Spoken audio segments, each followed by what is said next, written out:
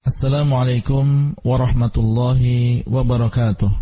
Alhamdulillah, wassalatu wassalamu ala rasulillah wa ala alihi wa sahbihi wa man wala. Halaqah yang ke-24 dari silsilah ilmiah penjelasan kitab Al-Usulul Thalathah wa Adillatuha, 3 landasan utama dan dalil-dalilnya, yang dikarang oleh Syekh Muhammad bin Abdul Wahhab At-Tamimi rahimahullah. Beliau mengatakan, wa dalilud dzabh qauluhu ta'ala qul inna salati wa nusuki wa mahyaya wa mamati lillahi rabbil alamin la syarikalah. Dan dalil bahwasanya menyembelih hanya untuk Allah SWT semata adalah firman Allah, katakanlah sesungguhnya salatku dan sembelihanku dan hidupku dan juga matiku adalah lillah, untuk Allah rabbil alamin, Rabb semesta alam, tidak ada sekutu baginya. Allah mengatakan di dalam ayat ini, wa nusuki, dan nusuk maknanya adalah sembelihan. Lillahi rabbil alamin adalah untuk Allah. Berikrar seorang muslim bahwasanya salatnya, ibadahnya,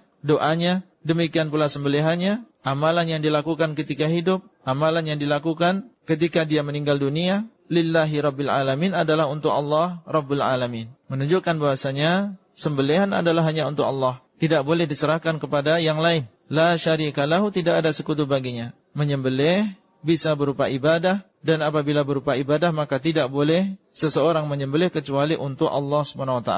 Tidak boleh seseorang menyembelih dengan niat mengagungkan selain Allah, seperti seseorang yang menyembelih untuk jin, meskipun jin tersebut dinamai dengan berbagai nama, dinamai dengan Nyi Fulan atau Kiai Fulan, atau dinamai dengan yang bau raksa, dan intinya adalah semuanya jin. Tidak boleh seseorang menyembelih seekor hewan misalnya dengan tujuan untuk mengagungkan kepada makhluk seperti jin misalnya, dan ini semua adalah termasuk syirik. Karena menyembelih adalah ibadah, apabila diserahkan kepada selain Allah, maka orang yang melakukannya adalah orang yang musyrik, menyekutukan Allah SWT di dalam ibadahnya. Dan syirik di sini bukan syirik yang kecil. Orang yang menyembelih untuk selain Allah, maka dia terjerumus di dalam syirik yang besar, yang mengeluarkan dia dari Islam dan membatalkan seluruh amalannya. Dan apabila dia meninggal dunia, maka dia tidak akan diampuni dosa syirik tersebut oleh Allah SWT.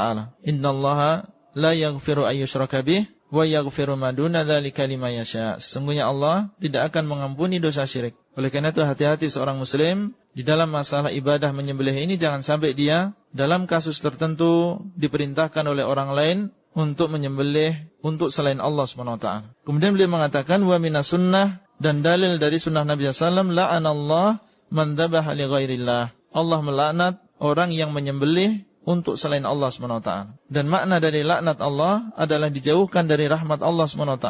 Orang yang dilaknat oleh Allah SWT, maka dia dijauhkan dari rahmat Allah, dari kasih sayang Allah SWT. Hidup di dunia dalam keadaan tidak memiliki kasih sayang, menunjukkan bahwasanya menyembelih adalah ibadah yang tidak boleh diserahkan kepada selain Allah. Wa may yal'anillah falan tajida lahum nasira. Barang siapa yang Allah laknat, maka dia tidak akan menemukan penolong. Bagaimana orang yang dilaknat oleh Allah SWT mendapatkan pertolongan? Oleh karena itu ini menunjukkan tentang bahaya menyembelih untuk selain Allah. Tidak boleh seseorang menyembelih untuk makhluk dengan maksud ta'zim, mengagungkan dia, merendahkan dirinya di hadapannya, mengharapkan manfaat dan juga menghindarkan mudarat dari dirinya, kemudian dia menyembelih untuk makhluk tersebut. Allahu ta'ala alam. Sampai bertemu kembali pada kesempatan yang akan datang.